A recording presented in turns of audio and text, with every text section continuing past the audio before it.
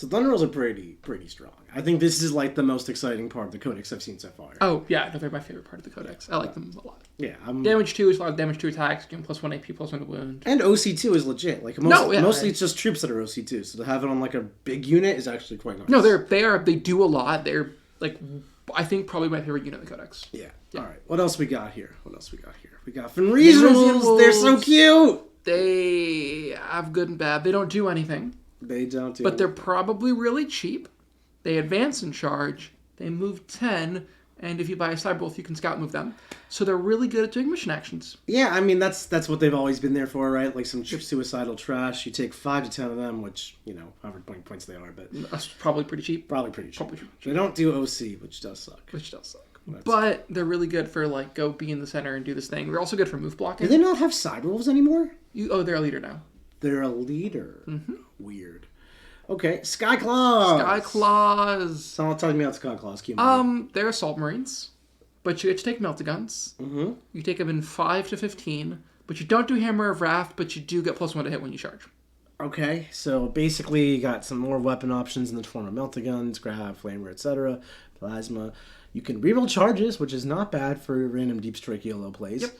And you can add +1 to hit on the charge, which is lovely. Yep. I don't hate them. Take 5 dudes, give them 2 melta-guns. Yeah, that's a quite cost. Very similar to like how Chaos Space Marines would use Raptors or something like that. But that's a fun. Yeah, I'm assuming that unit doesn't cost too much, but you show up, you do something, you shoot twice, then you woo. Yeah, they're fine. I mean, they're good because they're fast. At a minimum, that's really useful for the tactical objective aspect of the missions.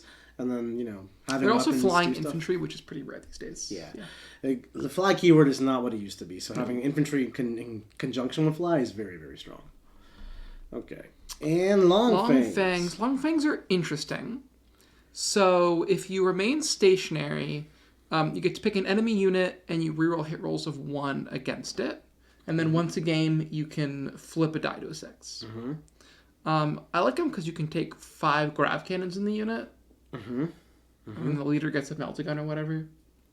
Yeah, it does seem pretty strong. I mean, it's always been a 6-man unit. You get 4 to 5 Long Fangs, 1 leader. Here's your variety of different weapon options. They're all still pretty much there. You basically can choose between Grav, Heavy Bolter, Heavy Flamer, Las Cannon, Missile Launcher, Multi-Melted Plasma Cannon. Only one model, I believe, can have a Flamer. Everyone can have Heavy Flamer. Everyone can have a... That's kind of nice, like having 5 Heavy Flamers wandering around overwatching people. Put them in a drop pod. Put them in a drop. Can they always take Heavy Flamers? Is that new? That's pretty cool. Mm-hmm. They've been a staple unit for Space Wolves literally since the Codex was around. So one interesting thing is they don't have faction keyword Adeptus Astartes. They only have faction keyword Space Wolves, which I think is a typo. Well, no, because otherwise you could have them in your normal Space Marine army. Yeah, but like Logan Grimnar has Adeptus Astartes, so does Bloodclaw. They're the only one in the book that doesn't have it. Yeah. Interesting. Mm-hmm. This could be some index tomfoolery. It could be some index tomfoolery. I like Long Fangs. I think Long Fangs are like the fact they can take Heavy Flamers is already interesting enough. Regular Devastators can take Heavy Flamers now. What? Yep. Wow. Mm-hmm. Times be a changing. Times do be a changing. Okay, talk to me about the Stormfang gunship. See, the Stormfang gunship has Adeptus Astartes. It sure does. Yep. Mm-hmm. So this thing, if it hits you with its gun, you are -2 move, advance, and charge. But only monster vehicle.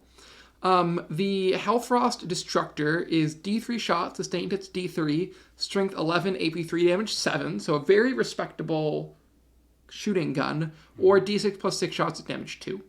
Then it has some other guns. It also looks absolutely ridiculous. Yeah. It's a flying brick. It's literally a brick. These things have always been controversial in terms of how good they've been. Typically not that great. The Hellforged Destructor, coupled with like the multi-melted Laskans, it's just like an anti-tank hunter. Yes. Frozen Prey. In your shooting phase after this model is shot, if an enemy monster or vehicle is hit by one or more attacks made by the model's Hellfrost Destructor until the opponent's next turn, that enemy unit is frozen. That's fitting. While a unit is frozen, subtract 2 from its move, subtract 2 from advance, subtract 2 from charge. That's a good rule. So two things to note is that the 2 damage profile is a flamer. Mm-hmm. So that's great. D6 plus 6 damage, D6 plus 6, 2 damage flamer. And it hovers. So this thing is 14 wounds, toughness 10, flyer, awesome weaponry, good rule. I think this thing's going to cost a gajillion points. Yep, that's how it was. Yep. Yeah, Yeah. we don't know. I'm going to assume like 350 or something like that. 350? I'm gonna assume my like guess. 220. 350 sounds like I don't know. 220, I'd take it. One would want you to take it. Fair, You're not supposed to not want to take these units. Yeah. Holy crap! It's a transport also. I don't think this one is. Oh, it is. It says it's transport. No, it is. It can transport Six six guys. infantry, Wolfguard, Gravis, and Terminal. So it's a squad and a character. And it can replace its Skyrim missiles with more multi-melters. So I think you take the multi-melters. I think you let this thing annihilate tanks and call it a day. Yeah, probably. This is great. I don't know how much this will cost. If it's $350, you're leaving it at home. But if it's like $220, I think you could literally run This is a unit that is great on paper, but will really just depend on how much it costs. Yeah, I mean, that's flyer life is like when they're too cheap, you spam 7 of them back when you could, and when they're too expensive, you take 0. Because they don't interact with objectives. Obviously, objective control 0. They're not. They can do actions, actually, I believe. Yeah, the thing is, it can't. Oh, it's okay. So it can't do actions. So essentially, you're just paying points for stat line. And yes. Whenever you do that, it's a very simple equation of worth it, not worth it. Yep. Yeah. One would hope it's worth it, but it's also like I hope it's not too worth it. These things are also gigantic. So. And then this is his sister, the Stormwolf. Yeah. I think this one is hilarious. Why? So it is less good all around in shooting, but you got 2 twin multi-meltas. And then you've got a regular Hellfrost cannon, which is damage 5 instead of damage 7. And its flamer is less shots or whatever. So it's a worse version. But a unit that gets out of it can advance in charge. It sure can. And something can hover. Yeah. So you take this thing, you park it behind a wall, you start a unit in it, you get it out, advance in charge. Then you put something else in it, and you use it as a Oh, it's little. Yeah, it's like a rhino, but enormous. Exactly. Yes. So it's an enormous rhino that gives you advance in charge, and also, if you need to, can shoot kind of hard. You also get a little bit of distance because you get 3 inches of Well, you plus have the giant base. Yeah. So you get in the back of it and you come out the front of it. Unfortunately, it can always be shots. It's not like you can park this thing hovers. behind a wall. I guess you can park it behind a wall. Yeah, that's true. I'm thinking more like logistically, it's like this big, right? Yeah. So like your opponent can navigate around a very terrain piece and be like, "Oh, I see your wingtip. Goodbye." Probably. I mean, it's not easy to kill. No, it's toughness 10, 14 wounds. It just doesn't have an invul. No. Which, a lot of the good anti-tank weapons typically have like a ton of AP. Well, you can give it cover. That helps. You can give it armor contempt. That'll really help. 1-up save at some point you just have an invul through your armor save. Yeah. Oh, a 0-up save, 2-up save, you start to hit that point. Yeah, right. Especially with like firepower. Yeah. I mean, last cannons are AP3, so. Yeah. Twin Hellfrost cannon is a torrent, D6 shots. It's unexciting, but I think you get 2 damage 5 shots. Yeah, so you have 2 las cannons or a twin Hellfrost cannon, and then 2 twin multi-meltas. So it doesn't not shoot. No, it doesn't. I don't know. Obviously, you don't know what it costs, but I don't know how you'll use this thing because it has to start in reserve. Right? No, it doesn't. It doesn't. It can hover. Don't aircrafts have to start in reserve unless they hover? Oh, then they. So it's literally a skimmer. Think of it like a move 20 skimmer. Okay. Basically it's a super land raider or the super land speeder. A super speeder. Super speeder. That's very hard to hide, but doable. Yes. I mean, if you have like an Art of War ruin, you can just like jam its butt up in the Art of War ruin, and then you just like. What can it hold? It's like 16 guys, right? It can hold 16 guys. 16 guys, and Terminators, Jump Back, and Wolfen count as 2, and Gravis. Okay, I don't hate it. I kind of hate flyers in general, but if it is cheap. Might take it. Just for the memes. Yeah, pay whatever it costs for like bounty units. Would you take a Wolfguard pack leader? So these guys are sergeants. I was wrong. Oh, okay. This is where we're getting confused. Battle leader and pack leader. So these guys you can't do the plasma pistol trick because they killed themselves. Oh, but they are characters, so if they happen to be the person who kills an enemy character or something. And they can take like a Thunderhammer or whatever. You know what else you could do also is allocate. Oh, I guess you can't allocate the ones. No, it's a leader. Yeah, okay. But once per battle, when a battle shock test is taken for this unit, you can just reroll it. That's good. I mean, it's better than not rerolling. Yeah. Like, you don't want to fail that. I have the Chaos Icon says reroll failed morales for the Dark Packs, and, it's one of those things you don't really value until you need it. Joins Bloodclaws, Grey Hunters, and Longfangs, and he takes weapons. Okay. Yep. Kind of what you'd expect. Yeah. I'm assuming this guy's going to be pretty cheap. And then Did you know you could take a pack leader with a jump pack? He's which the is exact same as the guy above, but he's moves 12. And fly. And fly. And he can join Skyclaws. Yes, he can. Yep. Yes, he can. Mm-hmm. And you can take a Wolfguard pack leader and Terminator. Would you believe that he's exactly the same? No way. Original. Yeah, I think he can join Terminators. But what is cool is that he can take a Cyclone Missile Launcher himself, so you get double Cyclones in your Terminator unit. Yep. That is legitimately cool. That is kind of cool, yeah. How many points is he? Who knows? Sorry, what can he join is what I meant to say. What can he join? Blood Claws, Grey Hunters, and Long So he can't join Terminators, but he can join Longfangs. Why can the Terminator guy not join the Terminators? I don't know. But you can stick him in Longfangs. Seems like an oversight to me, but I don't know. He's always been able to join Longfangs, although the game's been less restrictive, I suppose. Him joining Longfangs puts your missile launcher count up to 7 in a 6-man unit plus this guy. I don't hate that. Well, he's got 2 missile launchers. So yeah. 1 CP extra AP. I love how he's just accepted that we're taking the Gladius. I mean, it's what you do. It's what you do. Okay, the Iron Priest. Nick, can I tell you a saga? Tell me this saga. A saga of the Landspeeder. Mm-hmm. Okay, you take a Landspeeder, and you take 3 Iron Priests, and you put the Landspeeder out on an objective, and you look at your opponent, and you say, what are you going to do about it? And they say, I'm going to kill Landspeeder. And then all 3 of your Iron Priests get angry, and they get 6 attacks. It's strength 8, AP 2, damage 3. 6 attacks, strength 8, AP 2, damage 3. That's pretty good. That's the part where it hurts. AP 2 and damage 3, strength 8 is like basically Thunderhammers. Yep. He can heal your vehicles. They can add +1 to hit. He doesn't actually heal. He just adds +1 to hit. Yep. Oh, no, he does. He does heal. Heal and adds +1 to hit. He also got lone operative within 3 inches of a vehicle. Yeah, that is nice. He can hang out with your Stormfang gunship, wherever that is. Yeah. Or your Stormwolf that's making people advance and charge. Yep. Very exciting stuff there. Okay. Moving on. The Cyberwolf! Okay, so he's going to make your unit have the Scout 6 ability, which is quite useful on a unit like Finn Regional Wolves. Yep. He can, every time he targets a unit below half strength, add 1 to the hit and wound. So it's not the unit, it's him alone. And also when you attack a unit below half strength, which is, not very common. No. So he better be like 15 points leading his friends who are 8 points. That's what it is in 9th, and that's it better not have changed. No. They don't do anything. I sure hope that unit's cheap.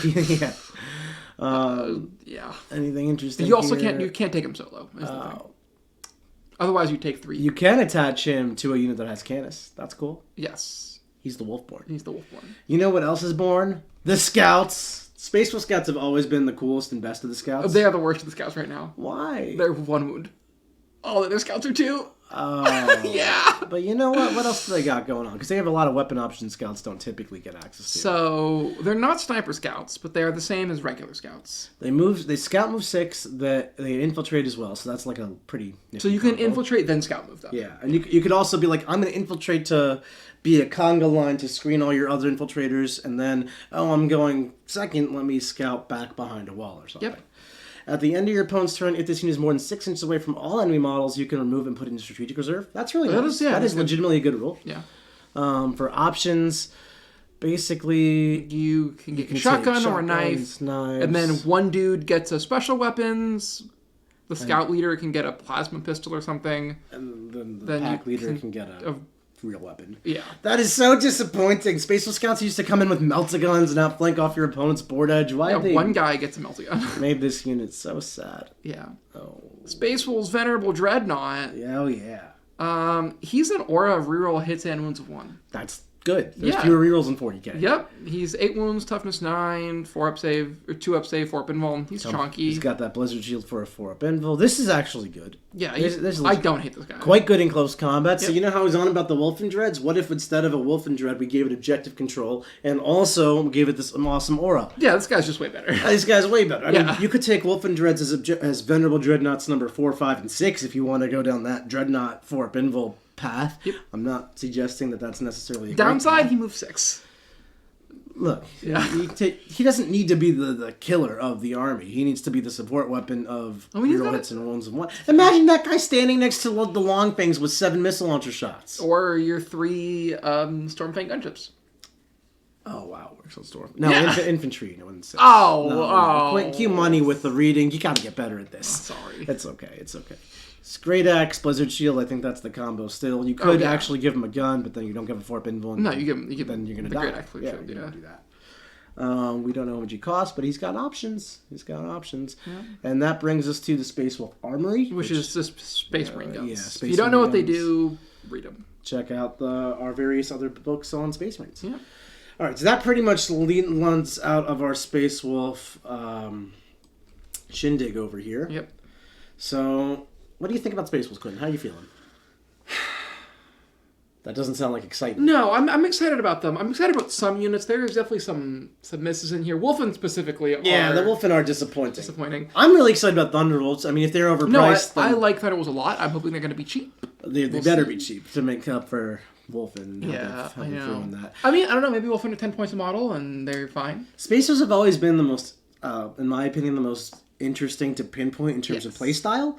They don't just smash forward like Blood Angels. They don't durable and Raven Wing like Dark Angels. It's not obvious, and they're not the most balanced like Space Marines. They are this weird combat army that's not the best at close combat and not the fastest, but it's got a lot of other things going on. I would actually describe them more as a counter-assault type of army. It's counter. So something like running 18 Thunderwolves straight across the table and trying to charge your opponent may work if they're cheap enough, but not necessarily the army's identity.